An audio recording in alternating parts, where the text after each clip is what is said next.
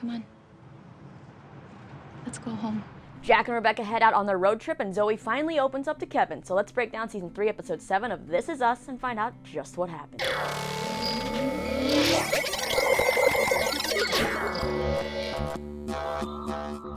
Rise and shine on, you lovely people. Lisa here for this week's recap of This Is Us. So in this episode, we focus mainly on Jack and Rebecca in the flashbacks and Zoe and Kevin in Vietnam in the present timeline. And it is Jack and Zoe's storylines that actually parallel each other this time around.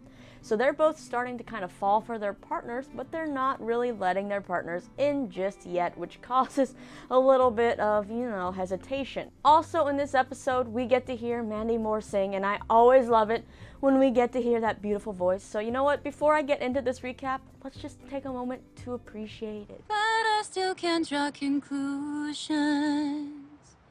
I'm still talking out of turn. Alright, now that we've set the mood, let's dive in and kick off things with our Vietnam flashback. We pick up with Nikki and Jack finally coming face to face, and let's just say Nikki is not too happy to see Superman trying to swoop in and save him again. Nikki even tells Jack that if Jack dies out here, this is not on him, and that Jack actually isn't Superman. It's just a nickname, because you know Jack, he's always like, I got a plan, we'll fix this whole thing. It's pretty heartbreaking to actually watch Jack see this change in his brother, especially when you see them hug and then Nikki push Jack away and be like, don't hug me. It's okay.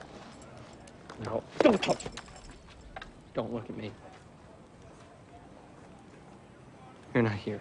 I will say though, I've always been a fan of Michael Angarano, and I think that he is kicking butt in this storyline as Nikki, and I'm very excited to see what exactly he brings to Nikki moving forward and what we get to learn about Nikki. Anyway, Jack always tries to, come up with a plan, so he goes to see Nikki's commanding officer, but Major Dawson informs Jack that because of policy, they can't put siblings in the same outfit together. And also, it's probably too late to kind of save Nikki because Nikki is already been charged with an Article 15. He's been partying, he's been doing who knows what and is on who knows what. So basically, Major Dawson thinks Nikki's a lost cause. So with this news, Jack heads back to the fishing villa, but since his ride has already left, he has to walk to get there. And it is a long, long walk. But eventually Jack finds a local man named Bao who kind of reluctantly gives Jack a ride. They end up making a stop though, and this puts Jack a little bit on edge as he's like looking around to try to figure out if he's in enemy territory or not. Jack ends up seeing Bao selling cans to someone, the same kind of cans that were made to use the homemade bombs that they were attacked with previously. So now Jack is definitely closer to the edge as he doesn't know whether this guy Bao is actually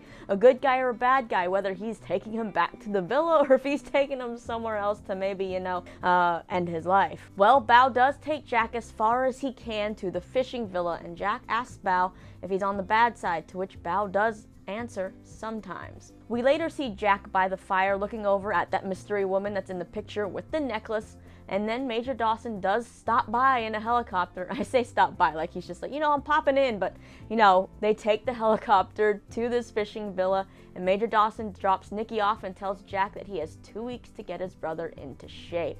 But let's just say Nikki's not happy about this whole situation and tells Jack he should have just left him there to rot. Now, flashing forward a few years, we get to see our Jack and Rebecca road trip. And yes, these two new lovebirds are on their way to Los Angeles to make Rebecca a star. Rebecca's gonna have her meeting with a record label, and while it's a bit awkward as it starts to get going, the small talk, trying to figure out what to ask someone, what to say, the trip goes on, and these two fall very hard for each other, and things get pretty steamy until one night Jack has a nightmare or a night terror, and he kind of closes down as Rebecca tries to ask him about Vietnam, and Jack's like, I'm not going to talk about Vietnam, I don't want this brought into our relationship in this part of my life. When they finally arrive in Los Angeles to stay with Rebecca's friend Nicole, who calls her Becky and is the only one to call her Becky, Rebecca tells her friend that she's falling for Jack, but after being together on this road trip for days, she feels like she doesn't know him any better than when they first met. So that's kind of concerning for her because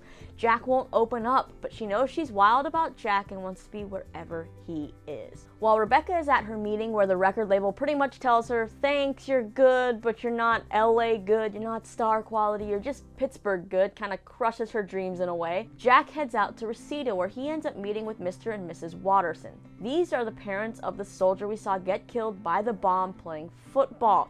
Now, Jack has been holding on to a lot of guilt over this whole situation, even telling this guy's parents that taking his eye off their son was one of the worst things he's ever done, and he is there to take responsibility. Now, this is the first time we really ever heard Jack open up about the real horrible things he saw during the war, and it definitely, tugs at the tear ducts. Whenever you see Jack open up, you kind of get I feel like it makes the heart and the tears and everything just start, to quiver a bit.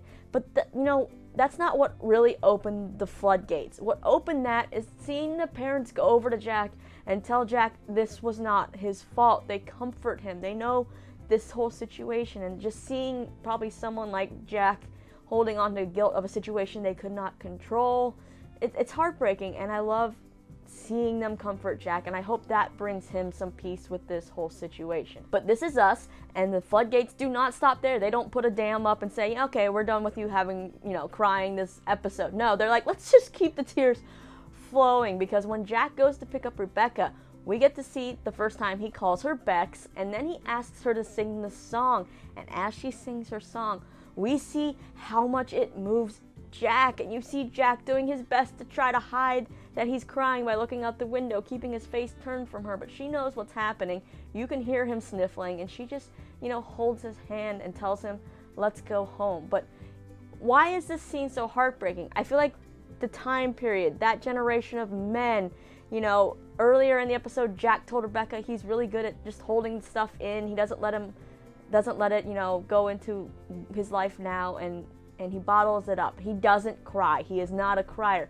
So the fact that he cried in front of Rebecca, that Rebecca moved him so much to tears, and this generation of men, I feel like, I know my dad was one of them, or is one of them.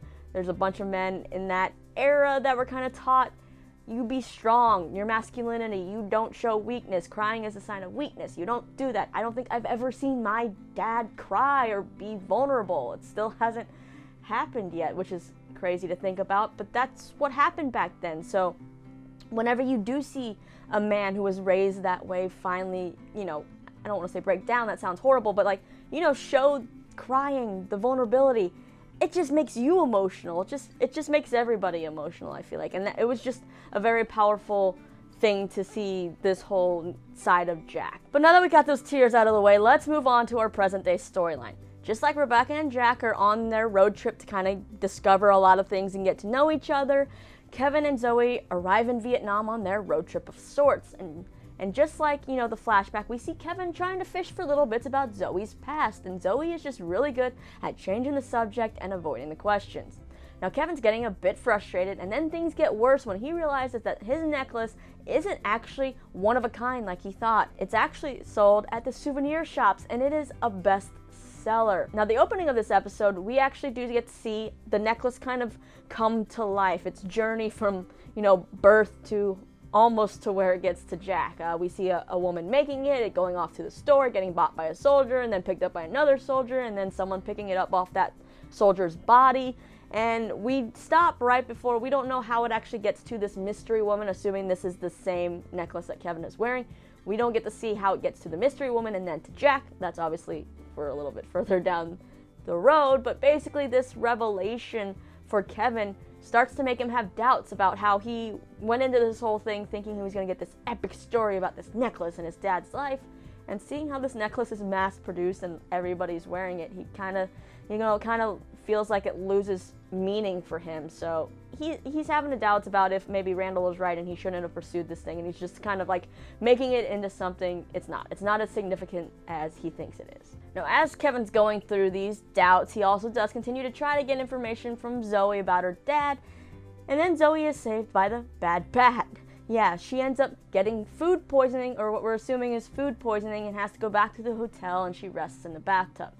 Now, Kevin explains to Zoe that Jack kept the first 28 years of his life a secret from Rebecca, and it worked for them. But for Kevin, he doesn't want that for their relationship. However, he's falling in love with Zoe, so if she doesn't want to open up to him, he says that's actually fine because he loves her, and that's not going to affect the way that he's falling for her. Zoe then just drops the bomb. She tells Kevin her father sexually abused her, and every now and then he does reach out trying to make amends, which is why she didn't want Kevin to tag her in their photo, because then he would know that she was nearby because he lives in China and would try to reach out to her. And she just didn't want to go through that whole thing again. She's not at the place where she can, you know, come face to face with her dad and hear that whole situation brought back up, that past. She then ends up surprising Kevin, telling him that she's also falling in love with him. And she's telling him about her past, not because he said that he's falling in love with her or because she's falling in love with him, but because she's not going to let her father ruin another thing for her. By holding on to all of this and you know, making her bottle up inside, she's pushing these people away, which we've seen Zoe do in the past, or heard about Zoe doing in the past, when Beth says, you know, Zoe chews up men and spits them out, can't hold a relationship. And this is why, because she's let the things that have happened with her father keep her away from good men. And so she's finally realized that her father is still ruining her life all these years later, and she's finally putting her foot down, and she's not going to let him do that anymore. So while, you know, this is a big step, I feel like she's not obviously going to be an open book from now on, but it's a big step. It's a big moment and a step in the right direction. And this seems like it actually is genuinely a good relationship for both Kevin and Zoe, and I'm excited to see how it goes. I think after seeing Jack and Rebecca's love story, we just kind of want that same love story to happen for all of the big three. Seems like Randall and Kate kind of both have that, so I'm excited to see Kevin get his turn at, you know, this love, this great love that his parents shared. And with that, that kind of pretty much wraps up the main events of this week's episode. So I'm excited to go on this journey with Kevin to see what he ends up learning about Jack's time in Vietnam, and also watching the flashback storylines play out with Nikki and Jack. I kind of feel like we're getting an episode of the show Who Do You Think You Are, starring Kevin Pearson within This Is Us, and that's kind of cool. And of course, I gotta say, you know, Milo knocked it out of the park. The actress who plays Zoe was really good this episode. Everybody was really good, but Milo, oh man, watching him just bring the different kinds of, the stoic, then the you know, the emotional, and all the different aspects of Jack this episode, I love. And I do love that we're finally getting to know Zoe more as well, because I was kind of hot or cold with her as time went on, but I'm curious to see how the relationship will play out, and I also really do want to know more about her relationship with Beth and them growing up together. And with that, let's head on to next week. Next week it's of course Thanksgiving, and that means probably another very emotional family-centric episode of This Is Us. So let's go ahead and watch the promo. It's the one time of year This is probably our last Thanksgiving with the kids all living here. where everyone has a seat at the table. I brought food. Welcome to an unforgettable episode. You need to show your kids that you are still their father. Alright y'all, so sound off in the comments and let me know what you thought about this week's episode of This Is Us. What do you think is going to happen with Nikki and Jack now being in the same villa? Can Jack whip Nikki into shape? I'm guessing no, since we kind of know the outcome of what happens to Nikki in a sense, right? Are you excited to see what happens next from that trailer teaser for the next episode? We got a bit more of Miguel. Do you want to learn more about him? Kind of like how we're learning more about Zoe. Let me know, then you can click right over here to check out more of my videos, and don't forget to subscribe because I'm always recapping This Is Us. As always, I'm Lisa. Thanks so much for hanging out with me, and I will see you again really soon.